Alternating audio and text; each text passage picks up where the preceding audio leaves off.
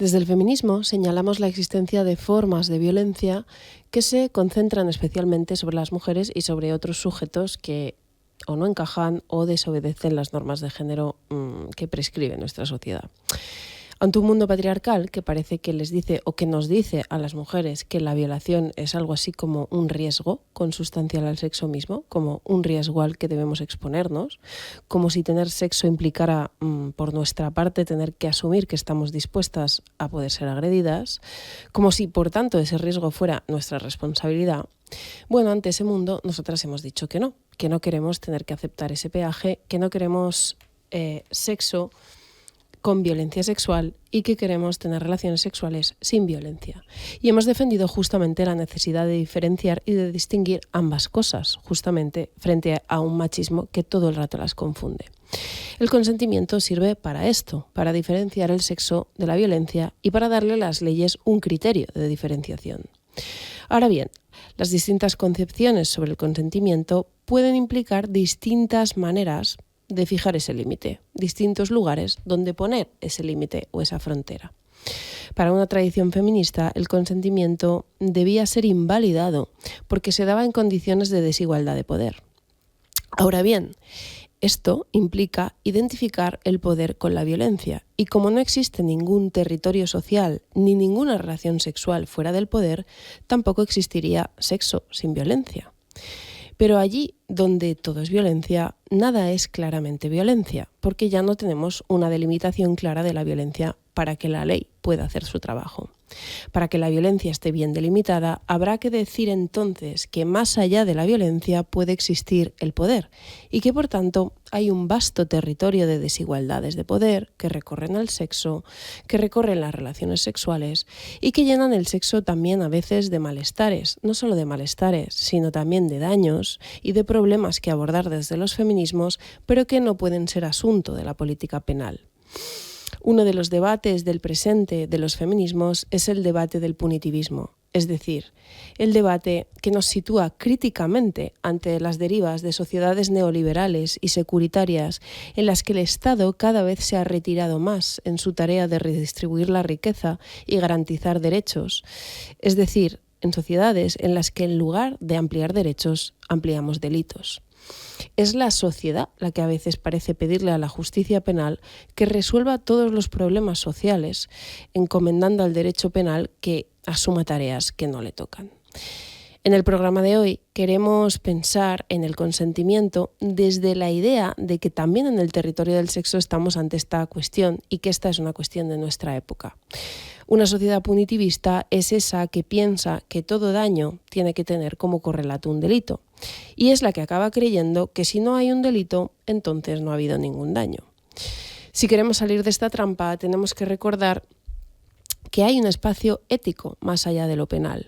En el sexo existen las violencias sexuales y tenemos que saber delimitar con toda la precisión de la que seamos capaces, esto es, separando lo que es violencia de lo que no lo es, y recordando, por tanto, que más allá de lo que cabe llamar violencia hay, como decíamos antes, no solo conflictos, no solo incomodidades, sino a veces también daños, que esos daños existen, que son muy reales, que tiene sentido que en un mundo desigual a veces seamos nosotras quienes más los conocemos y que por tanto debemos nombrarlos y señalarlos aunque queden por fuera de lo que le compete a un tribunal. Y vivo en el duelo, oh, oh, y siento que vuelo, oh, oh, a veces me pierdo, oh, oh, y me encuentro de nuevo, oh, oh, porque vivo en el duelo, oh, oh, y siento que vuelo, oh, oh, a veces me, oh, oh, y me creo de nuevo, oh, oh. Soy Clara Serra y esto es El sentido de consentir, un programa de radio producido por La Casa Encendida en el que hablamos de sexualidad, de deseo y de consentimiento. Empezando por el principio, me aseguro no me despisto, lo devuelvo todo a su sitio, pronto, tarde. Bueno, pues bienvenido todo el mundo a este nuevo capítulo de El sentido de consentir, que arrancamos como siempre con la canción Duelo de Simona, de Amore y de Irene Garri, maravillosa. Y hoy también, además, en colaboración con Radio Primavera Sound, que estamos aquí en los estudios de Radio Primavera, Y hoy con una invitada que es Carme Gil, que es jueza de lo penal, que es magistrada de la Audiencia de Barcelona y es presidenta de la sección española del Grupo Europeo de Magistrados por la Mediación. Y además una voz pública muy interesante, siempre a favor de la justicia restaurativa. Así que es un placer, Carme. Me encanta tenerte aquí, estoy deseando hacer este programa. Muy bien, por mi parte también es un auténtico placer y ya sabes que donde me llamas voy. Sí, es un placer ya compartir. llevamos unos cuantos bolos juntas. Pues sí, la verdad, detrás de tu libro, fantástico. Sí. El otro día que compartimos un acto, bueno, ya llevamos 2 actos compartidos, ¿no? Para presentar el sentido de consentir. Yo decía que eras una jueza antisistema,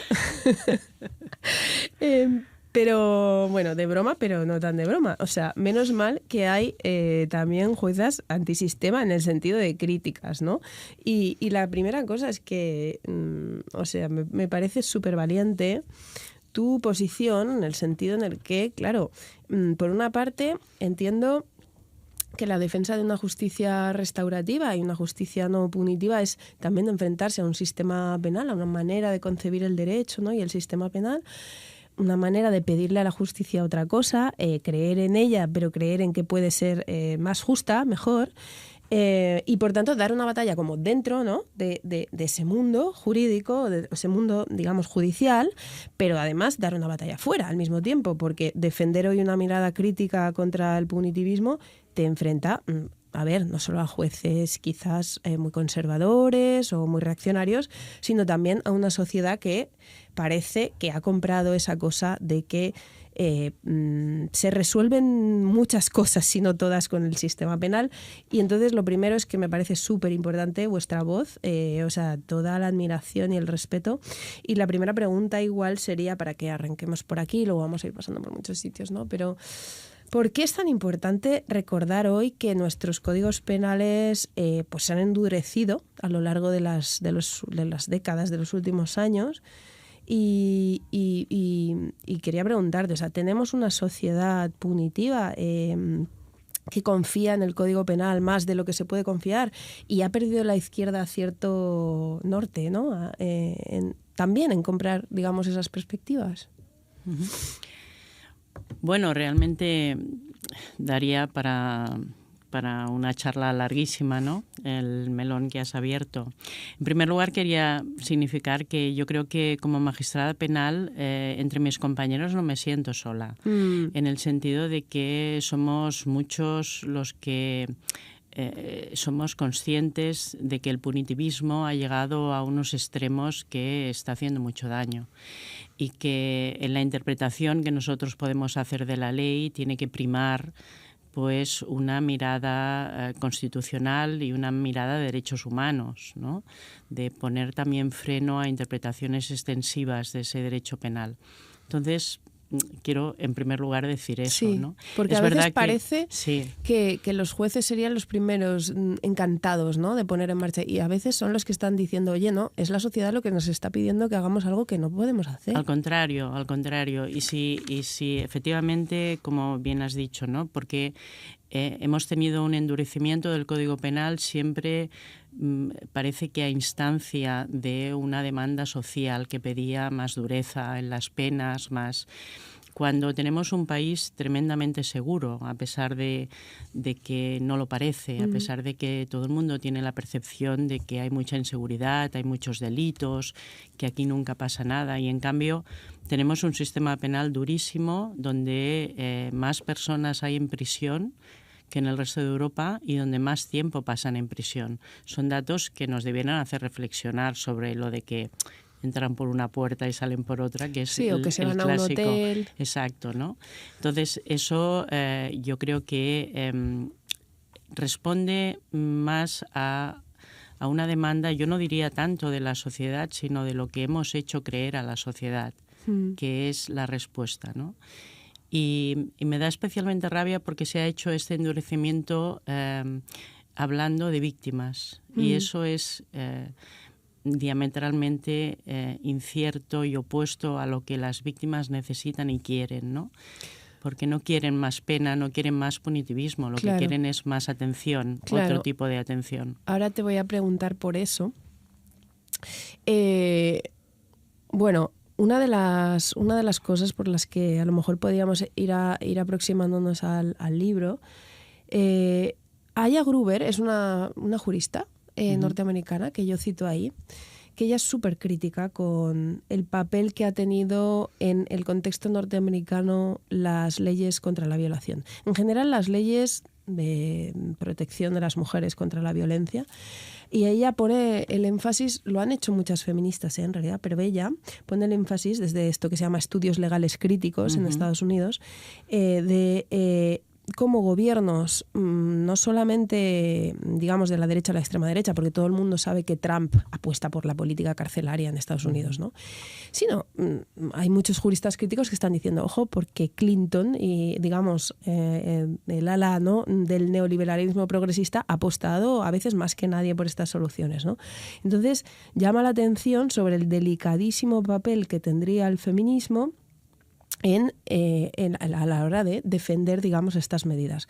Hace lo mismo que ha hecho el feminismo negro, que claro, el feminismo negro en Estados Unidos ha sido el que más ha alertado de, oye, mucho cuidado con estas políticas carcelarias que además al final acaban metiendo en la cárcel a determinadas poblaciones, fundamentalmente pobres y negras, ¿no? Por eso está Angela Davis y tal. Claro, esta perspectiva, ¿no?, que el feminismo negro lleva muchas décadas poniendo sobre la mesa, se vuelve como más actual cuando tenemos extremas derechas utilizando la cuestión de las mujeres para defender códigos penales más duros, ¿no? Estaba... Bueno, Le Pen, por ejemplo, si ves el discurso contra los migrantes, ¿no?, siempre en nombre de la protección de las mujeres y las víctimas, está ahí. El otro día veía que Salvini, en Italia, había abierto el debate sobre la castración química a raíz de un caso de 5 migrantes jóvenes, si no son menores quizás, que violan a una chica, ¿no? Y entonces, claro, ves totalmente, digamos, el monstruo, ¿no?, a las puertas de, ojo, bueno, lo que dice ella de... ahora mismo las feministas en el mundo tenemos como una responsabilidad enorme con respecto a cómo entendemos esto, ¿no? Entonces, ¿cómo no caer en esas derivas? Y yo lo primero que te quería preguntar es ¿por qué, hablando de las víctimas, como tú decías, por qué lo que propone una mirada no punitiva no es renunciar a pensar en las víctimas, ¿no? Porque a veces se dice, como si dijéramos, bueno, por no defender un sistema castigador vamos a tener que hacer ciertas renuncias, ¿no? Renuncias a una cosa justa con las víctimas, ¿no? Y a veces se dice esta cosa de, bueno, la mirada antipunitiva es de privilegiadas, de gente a la que no le ha pasado nada, ¿no? Claro, qué privilegio poder defender qué lujo, ¿no?, podríamos decir. Las víctimas no tienen ese lujo, ¿no? Y lo primero que tú dices es esta cosa de no, esto es al revés, digamos, esto es justamente pensar en las víctimas, ¿no? Pensaba también en el caso de Dani Alves, cómo se habla de este protocolo de prevención con el que se funcionó en la discoteca de Dani Alves, lo ha hecho una feminista como Laura Macaya, con una perspectiva antipunitiva. El protocolo es muy anterior a la ley del solo sí es sí, y es un protocolo muy eficaz, hecho desde perspectivas no punitivistas, ¿no? Entonces, lo primero, la cuestión de la eficacia, porque parece que es como, no, esto no es eficaz y además renunciamos, digamos, a la eficacia en la prevención o a la eficacia en la reparación. Y yo creo que tú tienes un discurso que dices, no, perdón, es al revés. O sea, estas perspectivas apuestan por ser eficaces en la prevención, que es lo que nos importa sobre todo, y además en la reparación de la víctima, ¿no? Sí, efectivamente. Es que no podemos confundir con problemas que hemos constatado a nivel social y que simplemente le hemos dado una respuesta punitiva. Cuando hablabas del discurso de Le Pen o de Salvini, ¿no?, estamos asociando inmigración con delitos contra la libertad sexual o, por supuesto, contra los delitos con los delitos patrimoniales o cualquier de estas tipologías de delitos que inmediatamente a nivel político se asocian directamente, no solamente por la derecha o la extrema derecha, sino también por la izquierda, se asocian con la inseguridad que genera la inmigración. cuando la inseguridad no la genera la inmigración, la inseguridad la genera la pobreza. Obvio. Es la desigualdad social la que conlleva el riesgo de que se cometan más delitos. ¿Por qué? Pues por pura necesidad. Si tenemos una ley de extranjería que exige al menos 3 años de vivir aquí en una situación completamente anónima, sin ningún tipo de garantías, para que la persona que sabemos a ciencia cierta que está en una situación irregular y por lo tanto no puede trabajar, la estás abocando con una regulación, la estás abocando precisamente al mercado negro, a estar explotada o a la comisión de delitos para poder sobrevivir. Con las víctimas pasa un poco lo mismo. Con las víctimas hemos dicho pues que hay accidentes de tráfico que conllevan la muerte de peatones o la muerte de ciclistas. Vamos a endurecer el Código Penal, como si endurecer el Código Penal fuera garantía de que ese problema lo vamos a solucionar. Y la experiencia como magistrada penal, pero yo diría también como ciudadana, es que no hemos solucionado ningún problema. Simplemente continúa habiendo personas que conducen bajo los efectos del alcohol, continúa habiendo personas que conducen sin permiso, a pesar de que muchos de ellos pasan por el cumplimiento de la pena de prisión. ¿Por qué? Porque no estamos incidiendo en cuál es lo que motiva la comisión del delito. Estamos simplemente dando una respuesta punitiva. Y con los delitos de violencia sexual pasa exactamente igual. Lo que podemos hacer es, por una parte, prevenir el delito, pero en cambio nos estamos focalizando en la respuesta punitiva, que es el castigo. No intentamos evitar el delito, sino que simplemente nos conformamos con dar una respuesta. Y eso no ayuda a las víctimas. Muchas víctimas, cuando te dicen que te gustaría, que desearías, ¿no?, que al menos no lo vuelva a hacer. ¿Eso significa meterlo bajo llave en una prisión y que no salga nunca? No. Lo que significa es que hagamos cosas para que esa persona no tenga la posibilidad o la necesidad de volver a cometer ese delito. Y es curioso porque cuando escuchas realmente a las víctimas no te están pidiendo más pena. Bueno, te quiero poner un audio porque en este programa, ya te lo he contado, ¿no?, que hablan mis amigas, mis amigos, anónimamente. Yo les dije a mis amigos, oye, ¿queréis hacer esto? Felices, estaban encantados. Sí, qué bien, vamos a poder hablar. Y te voy a poner un audio de una amiga mía que habla como víctima de violación, de agresión sexual, y que cuestiona esta idea que se hace justamente en nombre de las víctimas. La sociedad considera que el castigo es lo que repara a la víctima y que cuando no castigamos, digamos, estamos despreciando el dolor de la víctima, ¿no? Entonces, como hay mucho dolor, digamos, hay mucho castigo, ¿no? Yo recuerdo, no sé si te acuerdas, pero cuando hubo después de la sentencia de la manada, hubo la sentencia esta del caso Arandina, y yo flipé cuando en la radio, en la SER, había como un debate, ¿no? Entonces había alguien que decía, oye, una cosa, porque claro, creo que eran sentencias como de 30 y tantos años, ¿vale? Se habían acumulado delitos y entonces después de que había habido como una sensación, o sea, una crítica, o supuestamente, ¿no?, se entendía como que había una sociedad muy crítica con penas bajas en la manada o tal, que, bueno, podríamos discutir efectivamente si eran bajas. Claro, de repente llegaba una condena de 30 y tantos años y había gente que la celebró, como qué bien que esto es una victoria del feminismo y tal. Claro, yo estaba sorprendidísima, ¿no? Y en esta discusión en la SER, una persona dijo, oye, pero una cosa, las penas por homicidio y por asesinato son más bajas que esto. Esto es muy raro, ¿no? En plan, al final, o sea, hubiera sido como mejor que la matara, o como, en plan, ¿qué está pasando aquí, no? Y una persona en nombre del feminismo dijo, bueno, claro, es que la ha violado, entonces la ha matado en vida. Claro, y yo pensé, hostia, si la víctima estuviera escuchando ahora mismo la radio y escuchara te han matado en vida, yo me preguntaba, claro, esto evidentemente sirve para justificar la pena, pero ¿en serio sirve para la reparación o para la perspectiva de esta chica, ¿no? Y bueno, un poco eso también ahora con el caso de Alves, ¿no? Todo el mundo, qué barato le ha salido, he escuchado muchas veces muchos tweets, qué barato le ha salido a Alves, a ella la ha destruido de por vida, ¿no? Y bueno, un poco de esto habla mi amiga, que vamos a escucharla, vamos a Vamos a escuchar este audio, a ver qué te parece.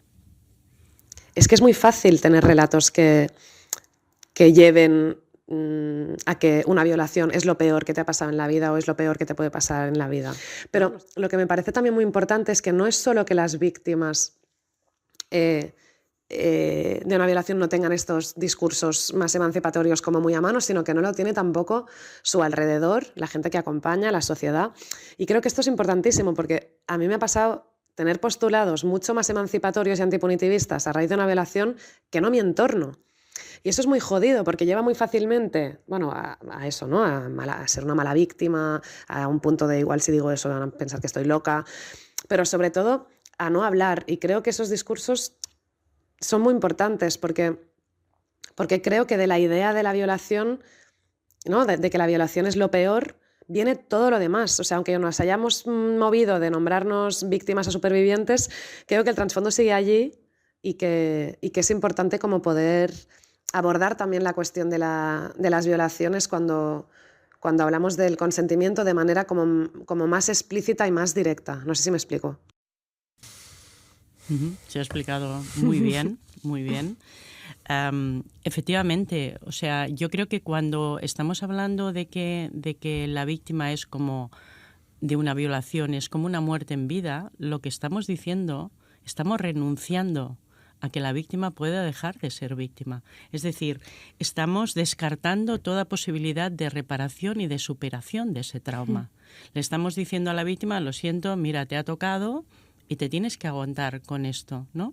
Y si tienes la capacidad de resiliencia, la capacidad de superación, la capacidad simplemente de dejar atrás ese trauma, muy probablemente ayudada en un espacio restaurativo, entonces es que algo te pasa porque no eres una buena víctima. Porque las buenas víctimas son las que lloran, las que están afectadas, las que no pueden dormir, las que no pueden rehacer su vida. Ese es el mensaje que estamos lanzando. Y cada víctima afronta el delito como puede, como sabe o como simplemente ha adquirido bien ella misma sola o bien con ayuda de los apoyos restaurativos que nosotros estamos defendiendo, ha podido superar todo el trauma que ha conllevado el delito. Entonces está bien, ¿no? Las víctimas de ETA que participaron en los encuentros de Nanclares precisamente hablaban de, cuando oyes a Maixabel explicar lo que supuso participar en un encuentro restaurativo con las personas que mataron a su marido, ella te dice, yo salí de allí siendo otra persona. Pero mucha gente la acusó de ser una mala víctima. Claro, claro, porque era una víctima que no estaba reclamando y rechazando. Y ella cree precisamente en la segunda oportunidad, cree en la posibilidad de que la persona cambie. Entonces, es que eso es lo que nos dice nuestra Constitución. Total. O sea, no podemos mantener un discurso ultrapunitivismo que lo que hace es descartar toda posibilidad de reinserción del que ha cometido el delito, del hombre, de la mujer que han cometido el delito. Esa perspectiva de que no hay nada que hacer y que simplemente lo que tenemos que hacer es separarlo de la comunidad, eso va en contra de nuestra Constitución, pero también en contra de los derechos humanos. O sea, cuando estamos hablando de una respuesta penal, tiene que ser una respuesta penal además proporcionada al hecho. Y es muy atinado precisamente ese paralelismo entre las penas para el homicidio, porque eso lo compartimos muchos jueces y juezas que estamos trabajando y que vemos que en muchas ocasiones la respuesta penal en delitos contra la libertad sexual es completamente desproporcionada y cuesta mucho como juez dictar una sentencia en la que precisamente estás imponiendo una pena tan severa, porque al lado hemos celebrado un juicio por una tentativa de asesinato que tiene la misma pena. Si ponemos en la balanza esa proporcionalidad que es exigida en la respuesta penal, vemos que la desproporción es absoluta. Total. Y claro, eso nos hace nos hace ver claramente los fallos de un sistema que algo hemos equivocado. En nombre de darle una palabra, por ejemplo, al asesinato de una mujer, llamarlo un feminicidio no aporta nada. Sí. Ya tiene una pena agravada. Tiene que tener más pena que la muerte de otra persona. ¿Por qué? Si ya valoramos todas las circunstancias. Es decir, que poner el foco en la protección, por ejemplo, de la mujer en exclusiva nos ha de perder la perspectiva de todo lo demás, de principios que son absolutamente básicos, como la presunción de inocencia y el principio de proporcionalidad de la pena. Eso nos lo marca la Constitución. Se supone que nos hemos dotado de un Estado de Derecho que valora precisamente y pone en primer lugar esos valores esenciales del Estado de Derecho, que son, pues eso, la respuesta punitiva solamente puede venir en una ley que esté fijada, que no sea retroactiva y que no dé margen a la analogía. Toda esa seguridad jurídica que nos marca la Constitución la hemos perdido en muchas de las reformas que se han hecho del Código Penal y que, por desgracia, han hecho gobiernos progresistas o presuntamente, pretendidamente progresistas, o que han enarbolado esa bandera. No, y me parece muy importante cuando traes a colación la cuestión de ETA, porque yo recuerdo cuando yo me politizaba, cuando, no sé, tenía 16, 17 años, recuerdo muy bien este uso instrumental que hacía el Partido Popular de las víctimas, ¿no? Hablaba en nombre de las víctimas y en nombre de las víctimas se defendió un sistema penal de excepción, que todavía llega hasta el día de hoy. Efectivamente. Y la izquierda tenía que recordar que el dolor de una víctima, además, primero que el dolor de una víctima no es lo mismo, digamos, que la verdad política, ¿no? En plan, el padre de Diana Quer puede ser víctima, pero cuando defiende la cadena perpetua, la pena de muerte, puedo discutir esa opinión política. Pero no solamente esa cuestión, que es súper tramposa, sino lo que tú estabas diciendo, es que en nombre de las víctimas se tergiversa a las víctimas, se instrumentaliza a las víctimas, se habla en nombre de todas las víctimas, en realidad se impone a la víctima lo que ha de ser. Entonces, Maisabel es una mala víctima, entonces esa instrumentalización, esa representación de todas las víctimas en realidad está siendo una verdadera manera de manipular, ¿no? Y claro, es muy tremendo que tengamos que volver a recordar eso, pero efectivamente creo que lo que está aquí es como en juego dos proyectos políticos antagónicos, o sea, uno es el de, no sé, en nombre de Diana Quer queremos la pena de muerte, y otro es ese que cree en la transformación del que ha hecho daño y en la transformación de quien ha sufrido daño. Y cuando te cargas esa perspectiva, te cargas el horizonte de salida, de curación y de escapatoria de la propia víctima, y haces discursos asfixiantes y terroríficos, ¿no? Claro.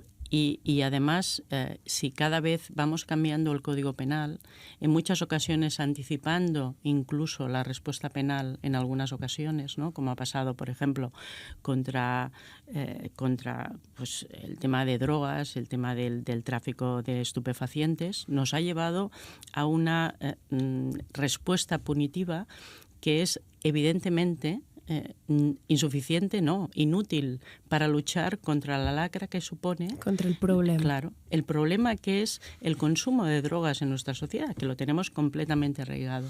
Entonces estamos diciendo, vamos a luchar contra esto como con punitivismo.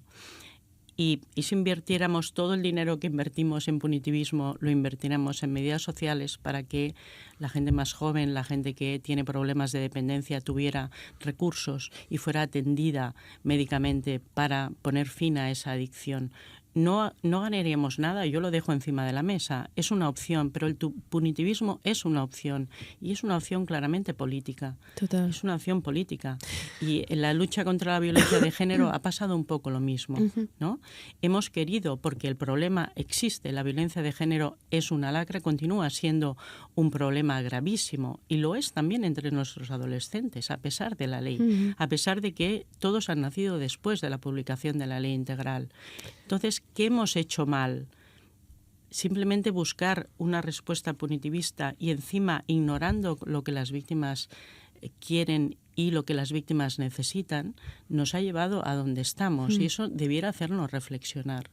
Pero sobre todo que tú dices, claro, es dejar o renunciar a enfrentar el problema, yo diría enfrentar el problema en toda su dificultad, porque claro, al decir la solución no es el castigo penal, no es decir el problema no existe, es todo lo contrario, el problema existe, el problema es estructural, el problema no es de un suceso, no es de que de pronto una especie de excepción hace que alguien agreda a alguien o mate a alguien. No, el problema tiene que ver con nuestra sociedad, con raíces muy profundas, y por tanto la solución tiene que ir por ahí. O sea, bueno, en el libro digo esta cosa de que al patriarcado no lo sentamos en un tribunal, y que esta ha sido normalmente la perspectiva, creemos, ¿no?, que la izquierda ha tenido versus quien negaba los problemas. O sea, una derecha que ha negado que exista la violencia contra las mujeres ha negado, digamos, que haya una estructura. Claro, una izquierda que ha siempre considerado que el problema es profundo, cultural, debería al mismo tiempo saber que, por tanto, la solución no es un juicio penal, ¿no? Claro. Bueno, yo quería ir hacia el programa, claro, se lleva por título Los límites de la ley, ¿no? Hoy un poco nuestra conversación es así. Quiero explicar un poco esto, porque yo creo que una de las cosas en los que se puede traducir como tu posición es algo así como que la ley, siendo muy necesaria, hay también que pensar sus límites. O sea, hay que pensar que la ley es imperfecta, es precaria, no lo puede todo y está limitada. Y desde la consciencia de los límites del derecho y del derecho penal, probablemente se haga un derecho penal mucho mejor, ¿no?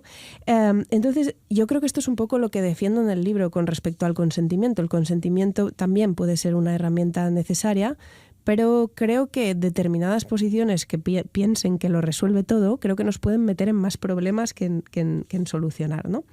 Entonces, una de las cosas que quería cuestionar en el libro es la permanente insistencia en la claridad del consentimiento, ¿no? El consentimiento está clarísimo. Bueno, la ONU dice esta cosa de no hay ninguna línea borrosa, todo está claro, no hay duda ninguna. Bueno, pues como si para la ley fuera todo transparente, ¿no? Como si nos sentáramos y dijéramos, no, está claro. Claro, desde aquí el derecho no se toparía con obstáculo ninguno, un juez no llegaría a situaciones borrosas, a territorios donde no sabe muy bien cómo aquí se puede interpretar o no el consentimiento, porque si el consentimiento está clarísimo, pues parece que no hay ningún problema, ¿no? Entonces, una de las cosas del libro era, oye, ¿por qué no partimos de la dificultad del problema? Creo que lo vamos a abordar muchísimo mejor, ¿no? La primera paradoja con respecto a este discurso, que lo hemos comentado algunas veces, es esta definición de consentimiento que aparece ahora en nuestro Código Penal, que, claro, es una definición donde se ha prometido, bueno, el consentimiento tiene que estar claro en la ley, entonces vamos a definirlo en la ley. Bueno, la definición de consentimiento, que tú la has leído alguna vez, si te fijas, lo que dice esa definición es el consentimiento tiene que estar claro. Claro, pero es una definición un poco circular, porque es como, vamos a definir lo que es el consentimiento, y te dice la ley, el consentimiento es que el consentimiento esté claro, y tú dices, pero igual esto no ha solucionado todavía nada del problema y va a seguir estando en ocasiones un poco oscuro, ¿no? Es una especie de ley que desea, que da un desideratum, que da una orden, ¿no? Que se haga claro el consentimiento. Ya, pero es que eso no lo va a hacer claro, ¿no? Esa es la primera cosa, ¿no? Y la segunda que te quería comentar es que es extremadamente paradójico que el solo sí es sí, que digamos es esta promesa, ¿no?, de un consentimiento clarísimo, de un consentimiento muy transparente, donde a partir de ahora la ley va a poder dirimir claramente, fíjate que se presenta como un lema válido a partir de casos judiciales donde ese lema tampoco aclara nada. Es decir, ahora hemos tenido el caso de Alves, y después del caso de Alves se repetía mucho el solo sí es sí. Claro, yo en mi libro pretendo decir una cosa que es, vamos a ver, cuando hay una situación de coacción o de violencia, en el caso de La Manada, así razona el tribunal en la sentencia del Supremo, desde luego, según los hechos probados del caso de Alves, hay también esa situación, que una chica quiere salir de un baño, él no le deja salir. ¿Qué significa ahí el solo sí es sí? O sea, cuando ya hay como una situación donde supuestamente no se puede expresar libremente el consentimiento, yo creo que, de hecho, este es el tipo de caso como más nítido o más claro para este Código Penal y el anterior. Para el Código Penal anterior, el caso de Alves es un caso donde no se ha permitido a la persona expresar su voluntad. Entonces, claro, no solo es que creo que ahí el solo sí así no aporta nada, sino que incluso podría llegar a confundir algo que con respecto a un Código Penal anterior está bastante nítido. Porque, claro, el problema no es que ella no haya dicho que sí, O dicho de otro modo, incluso si ella dice que sí, pero tiene mucho miedo, porque es que en los hechos probados se le dice incluso que la tira al suelo. En el caso, por ejemplo, de Bermud, fíjate que alguno de los relatos de algunas de ellas es: se me abalanza encima y me empieza a estrangular. Claro, yo digo, algún día nos podemos encontrar con un caso en donde, en una situación donde un tipo te estrangula sin que venga a cuento y tú estás aterrorizada, dices que sí. Pero espero que un juez invalide ese sí, diciendo, en atención a las circunstancias coactivas, ese sí no verifica consentimiento. O sea, estamos todo el rato diciendo que el sí salva a la mujer o que quita la carga en la mujer, y yo me pregunto, pero en realidad no, porque es que no depende de la palabra que ella diga, depende de si en el mundo existen o no existen condiciones para decir que sí y, por cierto, para decir que no. Y si una persona ya las ha invalidado, si ese contexto es de amenaza, de coacción, obviamente de violencia, pero no solo, entonces ni se puede decir que no, ni se puede decir que sí. Entonces, ¿por qué estamos fetichizando esta palabra que no clarifica nada en justamente todos esos casos que la ley anterior juzgaba bien y que dan lugar a un lema que no tiene sentido, ¿no? Entonces, claro, Agustín Malón, que es un teórico que ya sabes que me gusta muchísimo cómo aborda esto, tiene esta tesis y dice: el solo sí es sí, dice, sirve para justificar una perspectiva que en realidad no está nunca pensada para los casos estos mediáticos en los que se invoca, sino en realidad para los casos más grises. El solo sí es sí está pensado para los casos más grises. Está pensado para cuando estás en una discoteca y te tocan el culo. O está pensado para cuando estás hablando con alguien de ligue y te lanza un beso por sorpresa. Está pensado para eso. Se justifica en casos de clarísima violación, donde todas estamos de acuerdo en que eso es una violación. Pero está pensado para los terrenos grises, para ampliar, digamos, el ámbito de lo penal allí donde sí que esto del solo sí es sí puede ser que esté significando una propuesta de una cultura sexual diferente, que es, por ejemplo, una en la que te metan mano en una discoteca ha de ser una agresión sexual. Esto es lo que está en juego, porque lo otro está clarísimo, en lo otro estamos de acuerdo, no va a suponer ningún cambio. El cambio cultural, el cambio que está aquí en juego es el otro. Pero está tapado porque, claro, todo es tan grave en casos como los que estamos ahora debatiendo mediáticamente que, claro, ¿quién va a estar en desacuerdo? Pero este lema significa otra cosa, ¿no? Entonces, claro, si el solo sí es sí más bien nos sitúa como sociedad ante la pregunta de, oye, cuando vas a una discoteca y alguien te planta un beso sin avisar, esto queremos que deje de ser, a lo mejor ahora es una conducta desde irrespetuosa, bueno, desde deseada en algún caso, hasta muy irrespetuosa, hasta eres un gilipollas, pero que esto sea delito de agresión sexual, queremos que sea, ¿no? En nuestra sociedad esta es la pregunta, ¿no? Y ha de ser entonces el Código Penal el que traiga una nueva cultura sexual, porque yo creo que esta es verdaderamente la pregunta, ¿no? Y te quería poner el caso claro, salió hace poco una noticia de una chica de 23 años, toca el culo en una discoteca de Pamplona.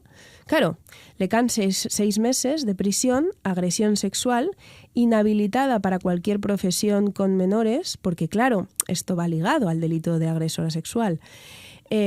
Claro, lees la sentencia y dice, tocó el culo con ánimo libidinoso, bajando la mano de forma lasciva. Y claro, yo leía este caso y digo, claro, esta es la pregunta. Esto es lo que se nos está preguntando como sociedad. Yo no sé si quiero una sociedad donde esto sea agresión sexual, pero cuando miraba Twitter, porque yo puse este caso, yo lo puse en Twitter diciendo, oye, ojo, que cuando vamos por aquí, también a las mujeres se nos juzgará como agresoras sexuales por tocar un culo en una discoteca. Y entonces, ¿sabes lo que me encontré en Twitter? Un montón de gente diciendo, claro que sí, a la cárcel por agresora sexual, a la puta cárcel. Y yo pensé, claro, es que esta es la pregunta, ¿queremos esta sociedad? Claro, sí, sí. Bueno, muy interesante, has planteado muchísimas cuestiones, claro. A ver, es que, como bien dices, la conducta de una agresión sexual violenta o con intimidación, ¿no? pues sometida efectivamente a coacción o a una situación coactiva que no permita expresar ningún tipo de libertad. No importa en ese caso que digas que sí, pero es que eso nunca ha sido... Ahí el consentimiento es completamente irrelevante. Para los jueces lo era. Era irrelevante. Cuando tú estás describiendo en tu sentencia una situación de violencia en el que el agresor ha impuesto su voluntad sobre la de la víctima, ahí siempre había habido una condena. Porque Pero es una cosa, determinar... Karma, era irrelevante porque lo considerabais imposibilitado. O sea, Claro. en realidad no era irrelevante, sino que vosotros decíais, claro, en esta No, no. situación está Es que imposibilitado. acreditada la violencia o la intimidación, obviamente no hay consentimiento. Claro, claro. Entonces, claro. era ese. Las zonas grises, como tú dices, de discusión, eran aquellas de la persona ha ingerido alcohol y está chispada y eso la hace más vulnerable a mantener después una relación sexual no consentida, o no es así, o libremente puede ponerse en esa situación que efectivamente la hace más vulnerable, pero porque desea serlo. Entonces, todas esas preguntas es que tienen muy difícil encaje en el Código Penal igualmente, y es como, comparto lo que decías de este autor, de Agustín Malón. Sí, Agustín, que efectivamente son las zonas grises, las zonas donde no solamente hay un problema de saber si ese consentimiento estaba expresado, sino si la persona que recibe ese consentimiento está en condiciones de saberlo o está en condiciones de ignorar que la otra persona no quiere hacerlo o no quiere hacerlo en esas circunstancias. Es decir, esto no es una conducta aislada, la del agresor. La tenemos que ver en el contexto, en las circunstancias en que se produce y también en las circunstancias en las que la víctima se ha expresado. Entonces, por eso es tan difícil cuando hablamos en el nuevo 178 de cómo se define el consentimiento. Claro, estamos hablando de parece de actos positivos, ¿no?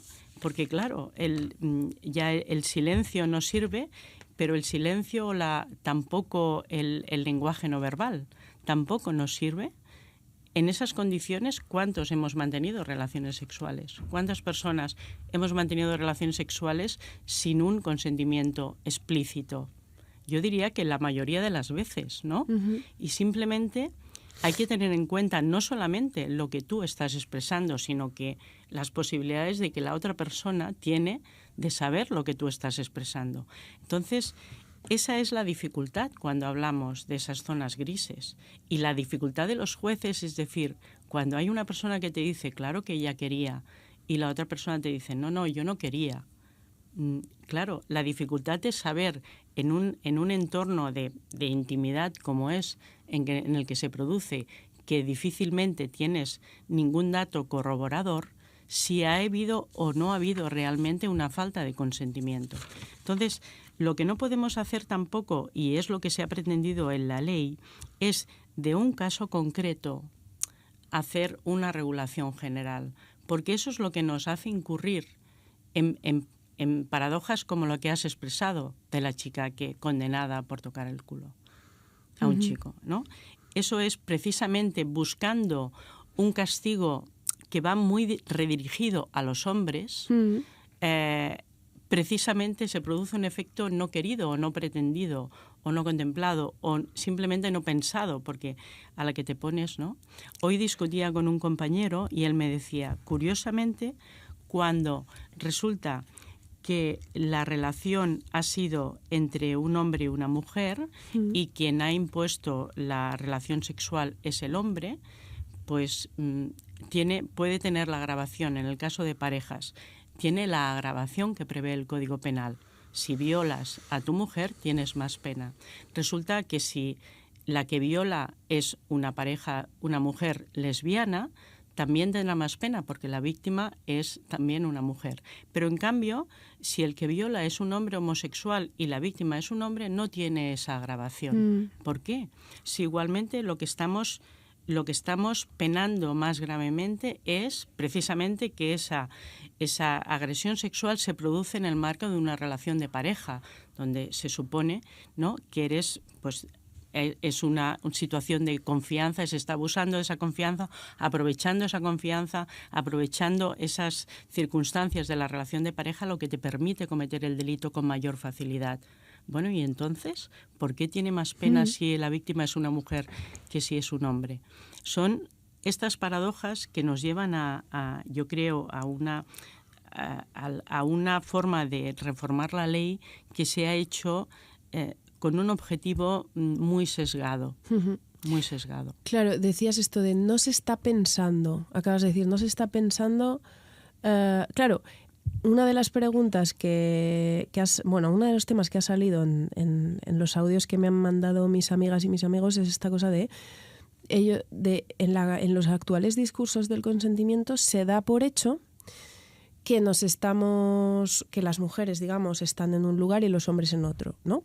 O sea, se da por hecho que cuando hablamos de consentimiento el hombre ha de pedirlo y la mujer ha de darlo. Pero claro, las leyes las estamos haciendo para todos y para todas. Atención, quizás el legislador no se ha dado cuenta de esto. Es como presuponer un modelo, pero luego no darte cuenta de que esa ley juzgará y la chica de 23 años será por tanto juzgada. Te voy a poner el segundo audio de mis amigos y ahora lo comentamos. Y sí, precisamente creo que hay una idea de masculinidad feminidad súper asentada en los discursos sobre el consentimiento. Yo no, o sea, igual esto te suena absurdo, pero yo nunca he oído hablar del consentimiento de los hombres. Es como que los hombres no tienen que dar consentimiento, de nada. Lo cual nos sitúa a nosotras siempre en un rol. Bueno, ¿por qué no puedo tener yo un rol exploratorio? Si toda agresión de ese tipo es una agresión sexual, ¿qué pasaría en un contexto de ocio, en una discoteca, por ejemplo, que no sea explícitamente gay, pero sí que sea así como muy diversa? Si imaginemos, por ejemplo, que en lugar de intentar ligar con un chico gay, estamos intentando ligar con un hetero, no nos enteramos, intentamos besar, a ver qué pasa, y recibimos una hostia. Pues evidentemente esa hostia, si se considera que lo que hemos hecho es una agresión, evidentemente esa hostia será en legítima defensa. Y lo que viene siendo una agresión homófoba podría ser presentada como la defensa ante una agresión de un acto sexual no deseado. Me gustaría que pensemos en esto porque no me parece un tema menor. Son dos amigos míos, una amiga mía lesbiana, un amigo mío marica. Me parecen muy interesantes como desde la posición de, oye, ¿qué presupuestos heterosexuales están aquí, no? Efectivamente. Porque claro, antes decíamos, claro, tú presupones que la ley nos coloca a cada cual en un lugar. Claro, mi amiga decía, oye, que los hombres también van a tener que consentir, ¿no? Bueno, pues ese chico de la discoteca consideró que no había consentido cuando le tocaron el culo y la que acaba como en prisión es una chica de 23 años, migrante, que luego está inhabilitada para trabajar, y luego el hetero ofendido. Claro, este caso me parece súper interesante, ¿no? O sea, el hetero ofendido que dice, tú te me has lanzado aquí y claro, y todos hemos visto cómo reacciona un hombre heterosexual cuando le ofenden porque creen que es, ¿sabes? La típica esta de, tú te crees que yo soy gay, tú como que se siente insultado, claro, porque como es homófobo le pasa eso. Y hemos visto ese tipo de agresiones, ¿no? Entonces, esto tiene que ver con esta parte del libro donde yo me quedé muy preocupada con la propuesta de la Fiscalía que sale en marzo de 2023. No sé si te acuerdas, en el libro lo hablo, porque cuando el fiscal general da a los jueces esta instrucción de cómo ha de entenderse la nueva ley del solo sí es sí, el consentimiento, dice esta cosa, dice: la incorporación del modelo solo sí es sí determina que no pueden realizarse actos con significación sexual hasta que no se cuente con indicios objetivamente razonables del consentimiento de otra persona. Bueno, hasta aquí más o menos pues vale. Pero dice esto a continuación: se consideran no consentidos aquellos actos de carácter sexual realizados por quien, a pesar de no obtener previamente dichos indicios, actúa de todos modos pretendiendo comprobar a través de la reacción suscitada del contrario si existe o no consentimiento. Claro, yo decía, oye, o sea, esto lo que está diciendo es que se prohíbe la exploración, o sea, que se prohíbe ver a ver ir a ver. Pero claro, se prohíbe, se consideran no consentidos aquellos actos que, a pesar de no obtener previamente los indicios, vayan a buscar los indicios. Y digo, pero a ver, es que esto es absurdo. O sea, esto es un fiscal diciéndole a la ciudadanía que haga algo que la ciudadanía no puede cumplir. Porque es como, tú tienes que saber ya lo que quiere la otra persona, pero al mismo tiempo no puedes ir a intentar saberlo. Entonces es como, claro que yo cuando voy a ver si le gusta a otra persona no lo sé de entrada. Hay un no saber y lo tengo que explorar. En algún punto, claro, con todo el cuidado del mundo, pero yo como mujer, que sinceramente creo que no he violado a nadie ni he agredido a nadie nunca, pero evidentemente cuando he ligado no sabía de la otra parte todo, así que me he aproximado a otra persona sin contar con indicios absolutamente concluyentes y me he aproximado. Entonces, esto que cuenta mi amigo de eres un chico gay y te aproximas a otra persona y te devuelve una hostia, puede decir perfectamente, es que yo no le he dado ningún indicio. Pero claro, llevado al límite, esto en su versión radical es loquísimo, porque es que es imposible de cumplir. Claro, es imposible de cumplir salvo que pretendas que siempre haya un consentimiento verbalizado. Porque claro, lo primero es pedir permiso. O sea, si lo que se pretende es lo primero es pedir permiso.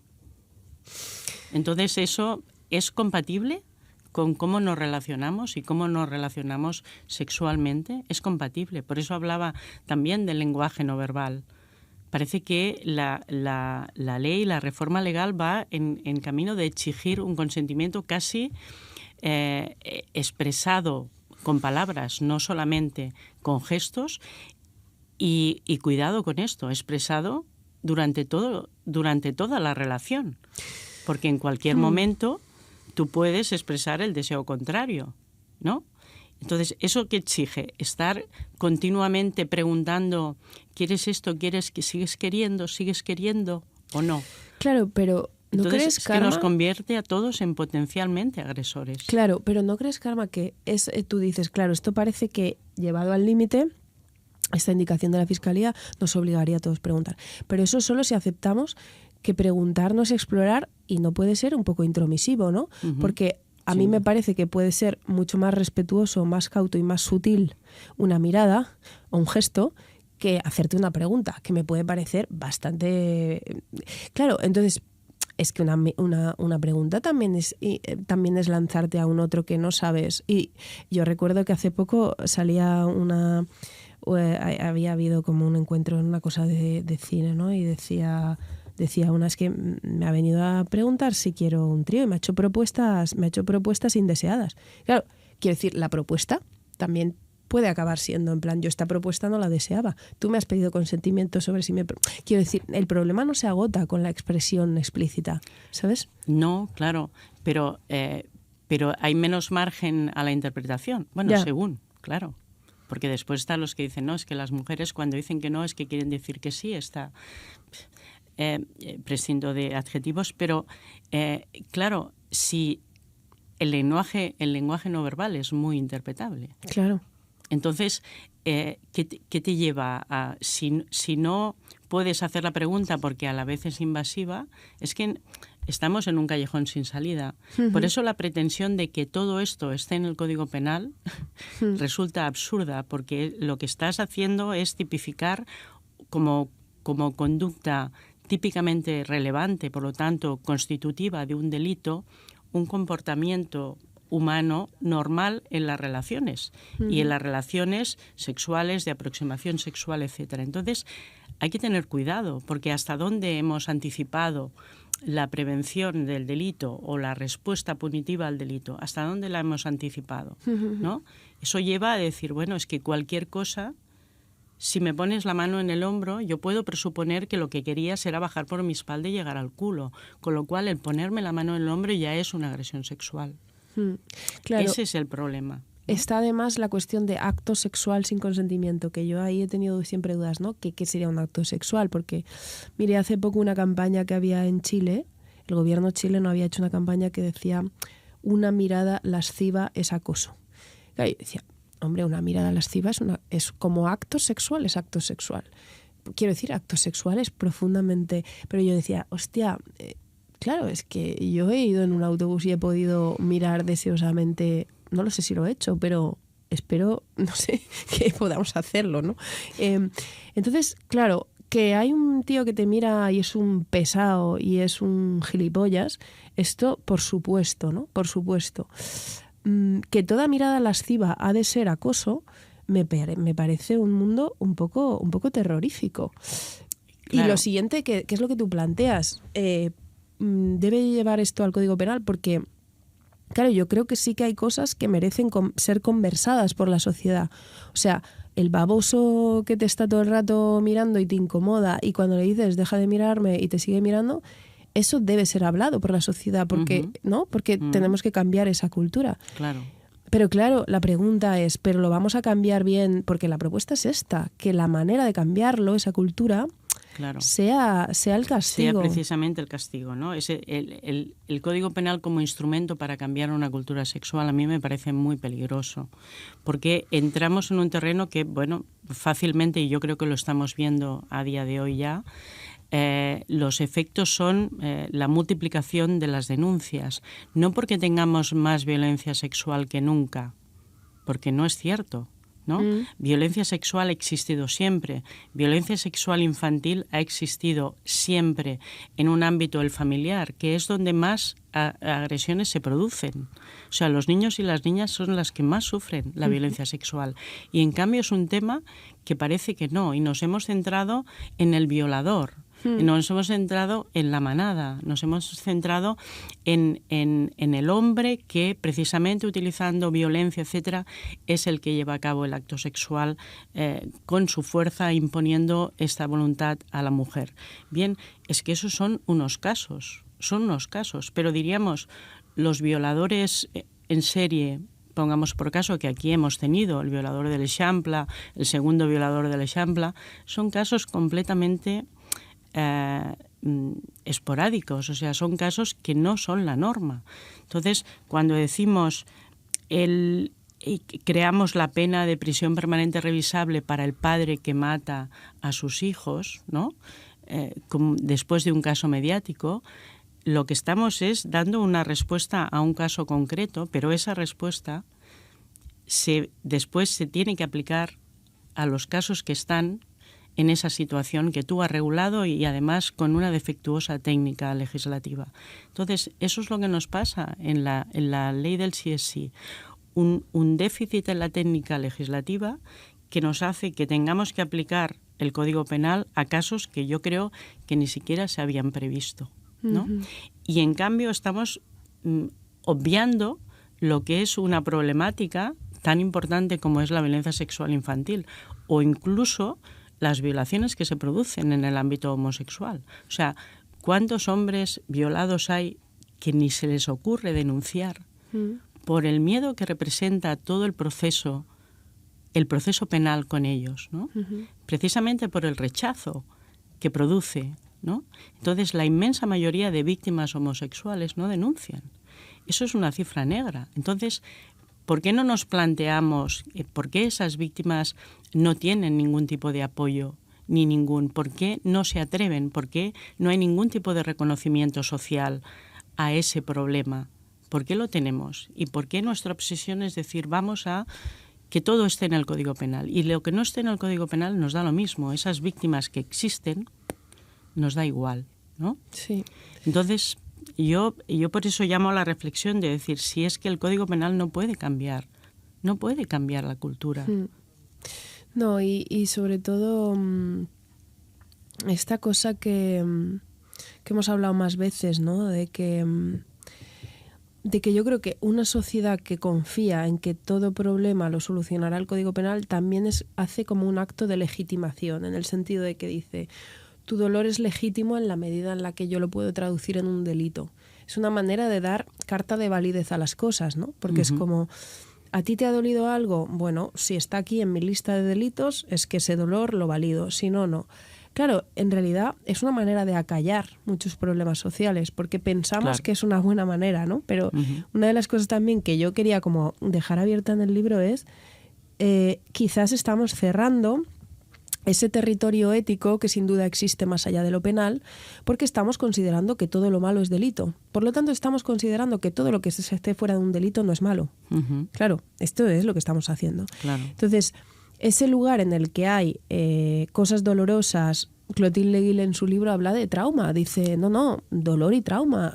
Yo como psicoanalista que trato en mi consulta traumas, entre otras cosas sexuales, hay muchos de ellos que no pasarían por un tribunal, o que si pasaran por ahí no llegarían a ningún sitio. Pero eso no quiere decir que ese dolor no exista, claro. Y no quiere decir que no deba ser escuchado, ¿no? Y una de las cosas que me gusta es cuando tú explicas esto del hermana yo sí te creo, que me gustaría que explicaras un poco, porque yo creo que tú haces como una advertencia muy necesaria de este lema traducido a lo penal puedes tener un destino terrible, y sin embargo es que igual su destino no era ese, porque si quizás tomado de otra manera y llevado a otro territorio, quizás la justicia restaurativa o quizás un espacio de psicoanálisis o de escucha terapéutica, lo tiene muchísimo, ¿no? Pero también, por eso me preguntaba, ¿no quedan incluso capturadas, digamos, las potencias políticas, en este caso, del movimiento feminista, que en una dirección fuera de lo penal podrían ser súper transformadoras y que cuando son traducidas a una ley penal se convierten en algo que no es nada transformador, ¿no? O sea, si claro. puedes explicar esto, porque lo explicas muy bien con el tema de hermana yo sí te creo, ¿no? Bueno, yo creo que es que hemos olvidado cuáles son, ¿no? O sea, los límites del proceso penal, ¿no? Yo creo que se olvida fácilmente que el Código Penal y la aplicación que hacemos de la ley penal por fuerza tiene sus limitaciones, y estas limitaciones responden a unos principios que son básicos, y estos principios son la presunción de inocencia. Y todos decimos, no, es que yo sí te creo porque eres la víctima y has denunciado una violación, y yo sí te creo. Muy bien, a mí me parece bien ese apoyo, ese reconocimiento en un ámbito, como dices, terapéutico, en un ámbito asistencial, incluso en un ámbito restaurativo. Pero cuando se pretende que el yo sí te creo entre en una sala de vistas, en una sala de juicio, eso equivale a que podamos prescindir absolutamente de la ley, de los jueces y también de todo proceso, de todo juicio. ¿Por qué? Porque el yo sí te creo hace innecesario que haya alguien que valore las pruebas. Sí, porque no se trata de creer ahí, ¿no? Claro, efectivamente. O sea, nosotros... Y además los jueces, hay en muchas sentencias que podemos leer lo de la credibilidad de la víctima. Es que yo me he creído. Realmente cuando profundizas en tu trabajo de juzgar, lo que no hacemos es un acto de fe. No se trata de hacer un acto de fe, yo te creo o no te creo. Lo que se trata es de valorar cuáles son las pruebas que son traídas por las partes al juicio, recordemos, para intentar saber qué es lo que pasó. Y siempre bajo un prisma que es esencial, que es si hay alguna duda tengo que resolverla en favor del reo. Pero esto no es algo, no es una manía, no es algo que digas, vaya, ya están los jueces estos machistas interpretando. No, es que esto ha sido años, no, siglos de lucha por conseguir un proceso justo, un proceso no inquisidor, un proceso que no necesitaba, que bastaba con que una persona acusara para que el otro fuera condenado. Entonces, eso ha sido una evolución del ser humano. Y la evolución del ser humano es precisamente el decir, en una sala de vistas, en un juicio, el juez debe hacer no un acto de fe con lo que le explica un testigo, que una víctima es un testigo en una sala de juicio. No con un acto de fe de que yo te creo, no. Tengo que valorar cuál es tu versión de los hechos, la versión de la persona acusada por el delito y las pruebas que se aportan de corroboración de lo que tú dices o de lo que dice el otro. Eso es lo que nos permite llegar a alcanzar un nivel de convicción para poder dictar una sentencia.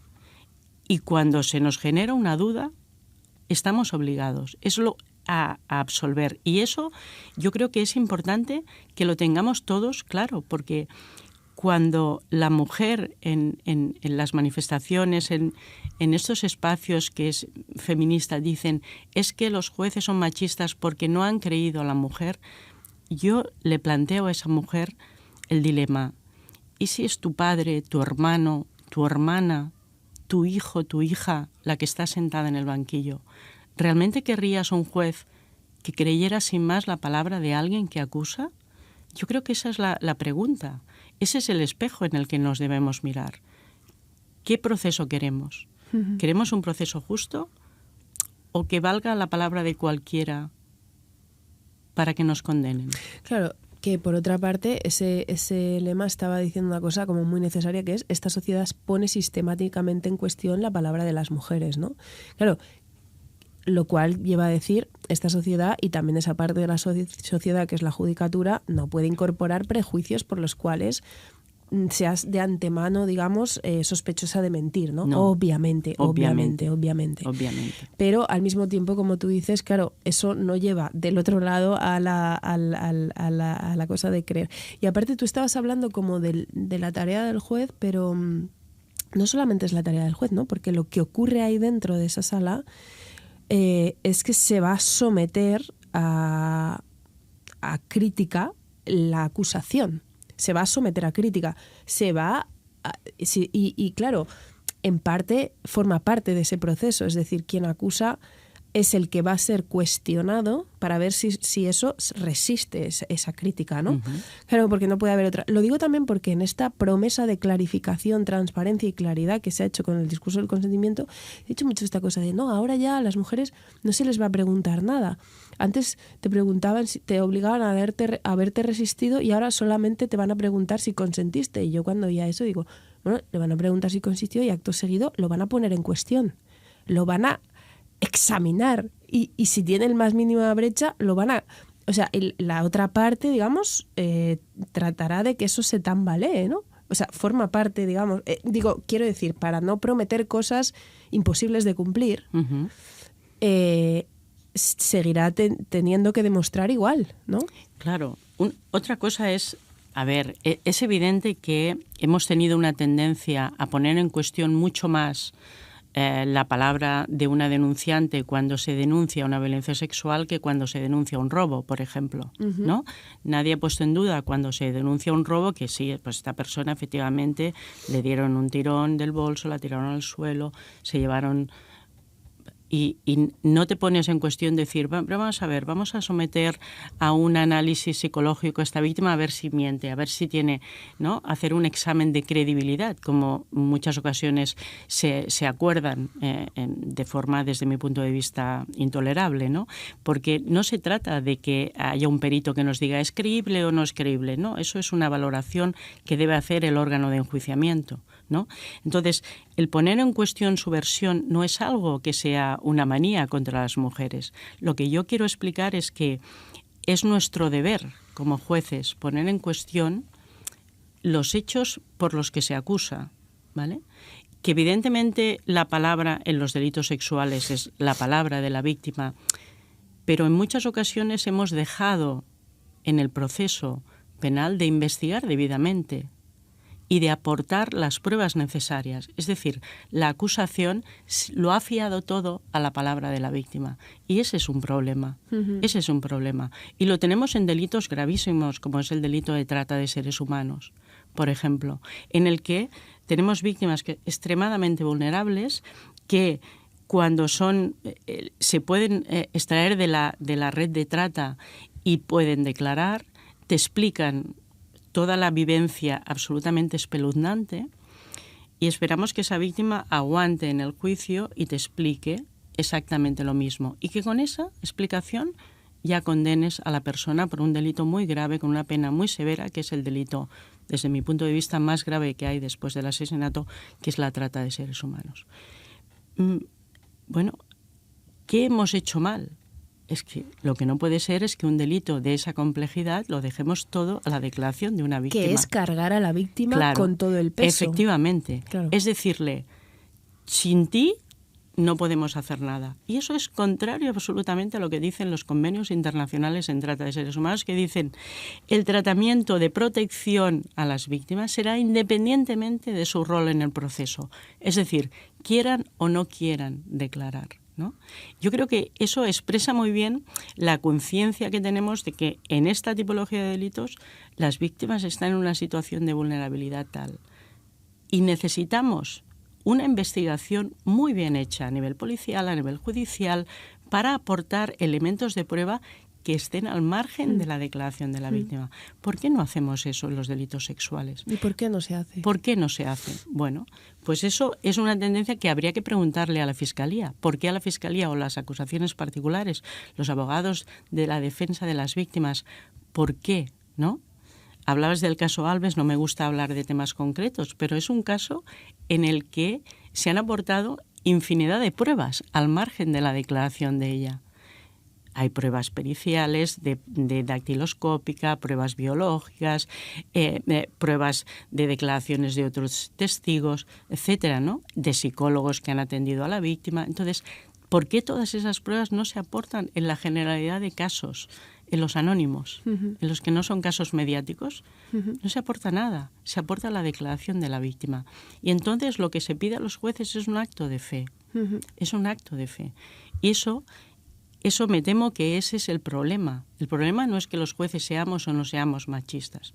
El problema es ¿dónde pones el estándar de suficiencia probatoria? ¿Dónde lo pones?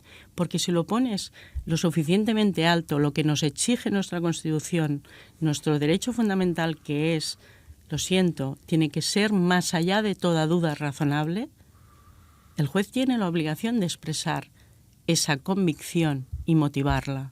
Y si no la puedes motivarla más allá del yo sí te creo, no puedes condenar. Ese es el problema. Entonces, en muchos delitos no nos planteamos ir a juicio. Las acusaciones no se plantean ir a juicio solo con eso. Y en cambio, en violencia sexual es así como vamos. Y ese es el gravísimo problema. Entonces, el problema es hacer creer a la víctima que a partir de ahora y a partir de una reforma legal eso va a cambiar y bastará su palabra para condenar. Hay que explicarle a la víctima que el proceso es difícil. Es un trago muy amargo para una víctima de cualquier delito. Porque le van a preguntar... ¿Y porque ese sistema no está ahí para cuidar de ella, ¿no? Exactamente. Para tener en consideración. Exactamente. Pero forma parte también de la reparación que le debemos como comunidad a las víctimas, explicarle que el proceso penal tiene esas reglas y que no va contra ella, sino que es una necesidad de que sea así. Es obligatorio que sea así, porque si no, volvemos a una caza de brujas. Y eso es importante explicárselo a las víctimas. Y las víctimas lo pueden entender. Lo que no podemos hacer es esperar que la víctima simplemente asuma que va a ser sometida pues, a debate. Y en algunas ocasiones, y más en violencia sexual, pues incluso su vida, su comportamiento, su forma de vestir, todo eso se puede poner en cuestión. En una sala, siempre y cuando no se atente contra su dignidad, claro está. Y las preguntas pues no afecten a su dignidad, que para eso está el tribunal, para ponerle freno a algunas preguntas completamente impertinentes. Entonces, pero todo eso tiene que saberlo la víctima, que el proceso penal es muy duro. Por eso decimos, hay que dar espacios restaurativos donde la víctima pueda explicarse, ser reconocida, ser escuchada, sin ser juzgada. Total. Y para acabar, porque hemos llegado al final, esta propuesta de justicia restaurativa, que entiendo que tú consideras que es una cosa que ha sido dejada de lado, ¿no? Por la perspectiva, ¿no?, en la que se ha entendido cómo debe proceder la justicia, ¿no? Entiendo que también en un enfoque que desprovea a la víctima de agencia, ¿no? De posibilidad de decir algo o de saber algo de qué le curaría y qué le repararía, ¿no? Yo me acuerdo de esta crítica que ya algunas feministas muy solas hicieron a la ley del 2004, a la ley de violencia de la prohibición, digamos, de buscar medidas, digamos, ¿no?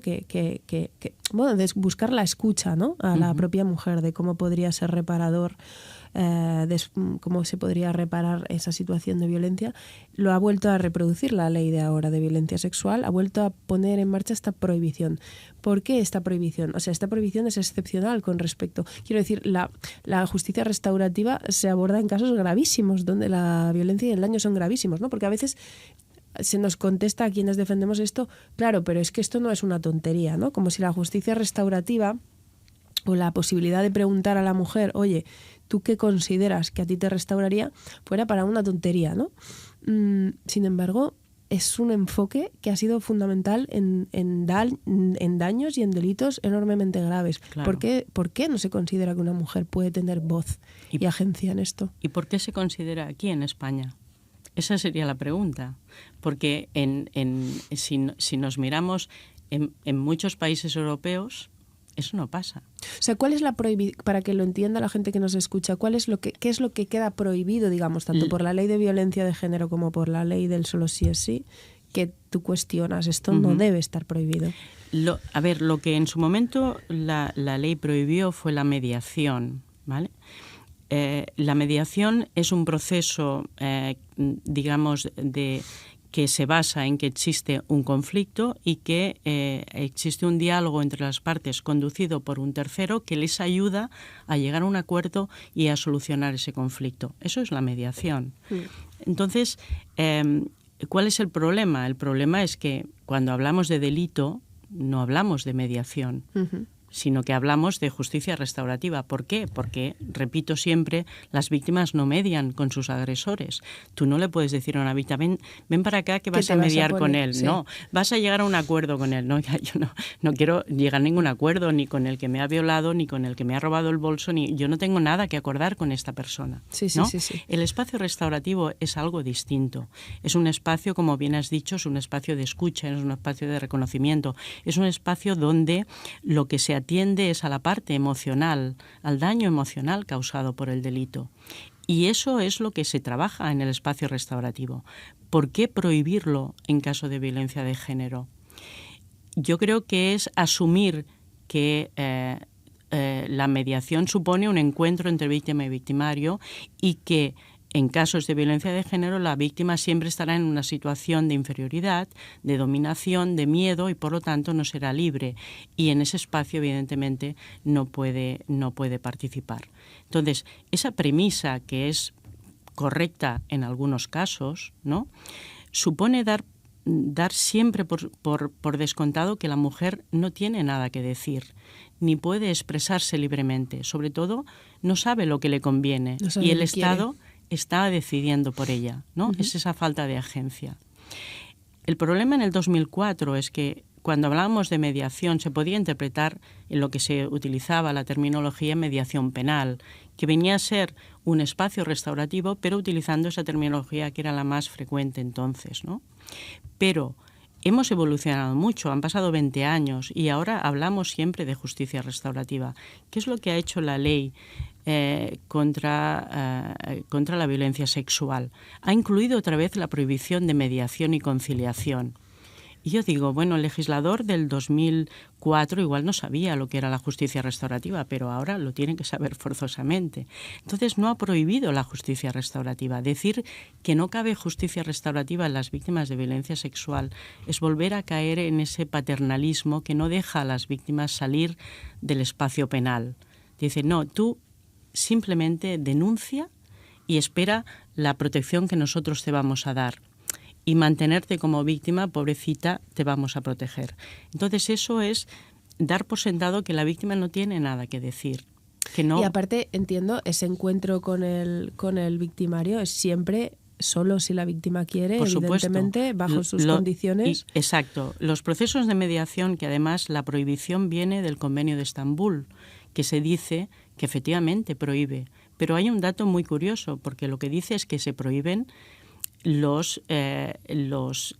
mediación obligatoria. Claro, cuando los jueces antes imponían y decían, vosotros os vais a encontrar, claro que eso fue súper criticado por todo pero eso el es feminismo. Eso es una cosa distinta. Pero totalmente. Eso es para los que desconocen lo que es un proceso de mediación, porque ni siquiera en la mediación podemos hablar de obligatoriedad. Porque si hay obligatoriedad, no hay voluntariedad, y si no hay voluntariedad, no puede haber mediación. Es decir, que incluso en la terminología empleada en el Convenio de Estambul no nos está dando la razón cuando nosotros hemos prohibido la mediación. Aquí, las que defienden esa prohibición dicen, no, es que el Convenio de Estambul lo prohíbe. No, lo que prohíbe es la obligatoriedad. La imposición. Exacto. Entonces decimos, no, claro, lo prohíbe el Convenio de Estambul y yo también, por supuesto. No puede haber una mediación obligatoria en ningún ámbito, ¿no? Y mucho menos. Pero cuando nosotros estamos defendiendo el espacio restaurativo, creemos que ni siquiera tiene un límite legal. El problema es las que rechazan también la justicia restaurativa en violencia de género, considerando que no, que la mujer lo que hay que hacer es protegerla y no ofrecerle este espacio. Y sobre todo parten de un error, que es que todo espacio restaurativo acaba con un encuentro entre víctima y victimario. Y eso es falso.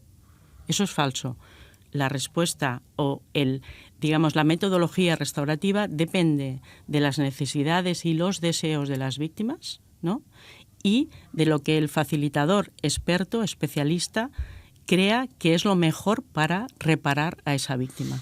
Y eso puede pasar por un encuentro, puede pasar con un círculo de familia o un círculo de sentencia que se llama un círculo de la comunidad, o puede pasar por otras metodologías que se están utilizando en todo el mundo, en todo tipo de delitos. Uh-huh. Y los hemos visto incluso en procesos como en El Salvador, donde ha habido exterminio de pueblos enteros y ha habido procesos restaurativos. Uh-huh. Entonces, ¿por qué la mujer no tiene ese derecho? Esa es la pregunta. ¿Por qué le estamos negando el derecho a la mujer? Bueno, el paternalismo de la ley, ¿no? Y el desproveer a las mujeres de agencia es eso con lo que cargamos de siglos y siglos y siglos, ¿no? No ser sujetos. Pero esto es el despotismo, sí, el feminista. Despotismo todo, ilustrado. Exacto. Todo para la mujer, pero sin la mujer. Total. ¿No?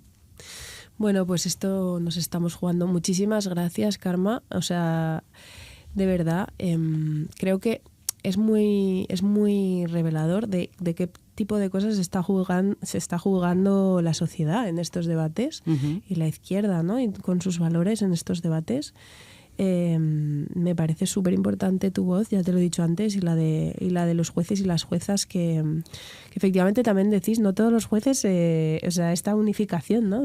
Yo creo que habéis tenido muy poca voz en todos estos años con, uh-huh, un debate así, y me parece imprescindible. Bueno, yo te agradezco también, sobre todo, un espacio amplio, con tiempo sereno, para poder, porque a veces no podemos enviar un mensaje simplemente con una frase o con un eslogan, ¿no?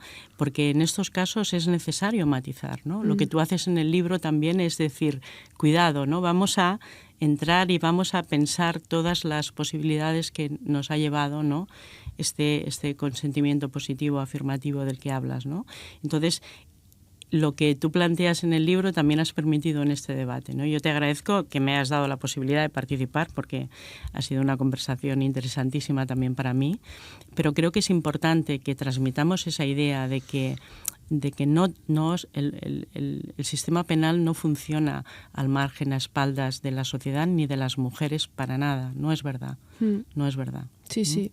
Pues recojo eso. Y esto que estás diciendo es súper importante. Yo creo que abramos espacios para tener un debate tranquilo sobre esto, uh-huh, y salgamos de la lógica esta de caso judicial después del cual hay que poner un tuit.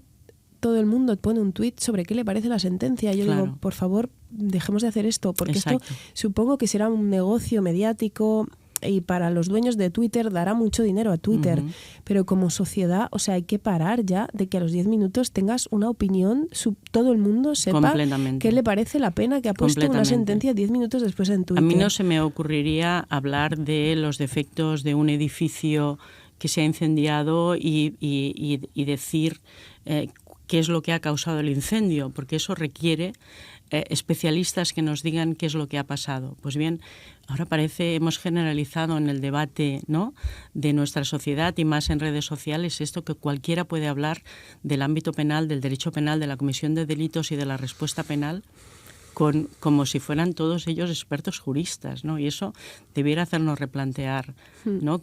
Hacia dónde vamos como sociedad, ¿no? Sí, no, y es muy buena noticia que a la sociedad le interese el razonamiento jurídico, pero hay que recordar que el razonamiento jurídico es un razonamiento, Claro. y a veces muy frío y muy calculado, y que la cuestión de las penas y las proporcionalidades es un razonamiento del que hablar pausadamente y pero con todos los matices. El ¿no? problema es que solo hablamos de eso cuando las penas son bajas, ¿no? Y como si todo el mundo supiera lo que es pasar un día en prisión, ¿no?